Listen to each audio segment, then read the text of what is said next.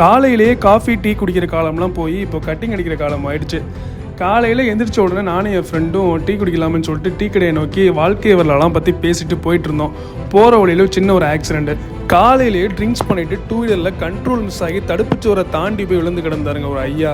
அவர் விழுந்து ஒரு 1/4 மணி நேரமாகவே அன்கான்ஷியஸாகவே கிடந்தார். அந்த பக்கம் போனவங்க யாருமே கவனிக்கல. நல்லவேளை நாங்கள் ஸ்லோவாக போனதால நாங்கள் அவரை பார்த்துட்டோம்.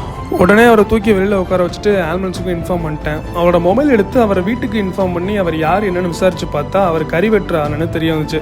நைட்டு மண்டபத்தில் விடிய விடிய கறி வெட்டிட்டு உடம்பு வலிக்குதுன்னு சொல்லிட்டு விடிய காலையிலே ட்ரிங்க்ஸ் சாப்பிட்டு வீட்டுக்கு போகும்போது தூக்கம் அசத்தி போதையில் கண்ணு முன்னு தெரியாமல் இப்படி இந்த ஆக்சிடென்ட் ஆயிருக்கு. குடிக்கிறதுலாம் தப்புன்னு நான் சொல்ல வரல. அவரவர் வாழ்க்கை அவரவர் விருப்பம்.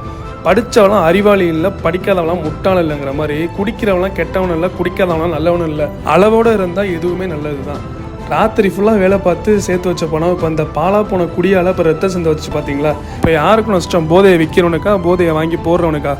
சுத்தமாக அவரோட கால் உடஞ்சி போச்சு, அவ்வளோதான். இந்த வழி அவருக்கு அந்த போதை தெளிஞ்சதுக்கப்புறம் தெரிஞ்சிடும். ஆனால் இன்னும் அளவுக்கு மீறி குடிச்சிட்டு இருக்க நம்ம சிலருக்கு இது எப்போ புரிய போகும்னு தெரியல. Life is unpredictable. அதே மாதிரி லைஃப்பில் நடக்கிறதுமே அன்பிரடிக்டபிள் தான். எப்போ என்ன வேணால் நடக்கலாம்.